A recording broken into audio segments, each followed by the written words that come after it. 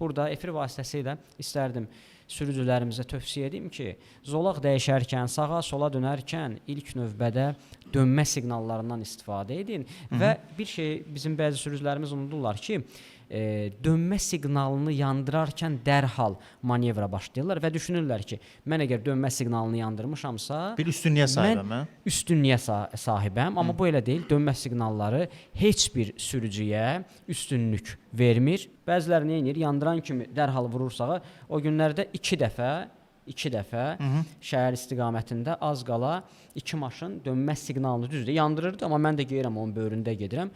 Yəni mən vaxtında avtomobilimi sağa çəkməsəydim gəlib məni dəyəcəkdi. Düzdür, mən haqlıyam, amma deyir, sənin avtomobilə ziyan dəyəndən sonra haqlı olub olmadın, nə dəxlisi var və nə xeyri var. Zamanın gedəcək, avtomobili təmir etməlisən, rasxod cibindən pulun gedəcək, xərcin çıxacaq. Odur ki, belə bir hallarda mütləq qaydada biz sürücülərimizə deyirik ki, ehtiyatınızı qoruyun, dönmə siqnalını yandıran sürücülərə imkan daxilində yol verin ki, qoy onlar istədiyi istiqamətə gedə bilsinlər.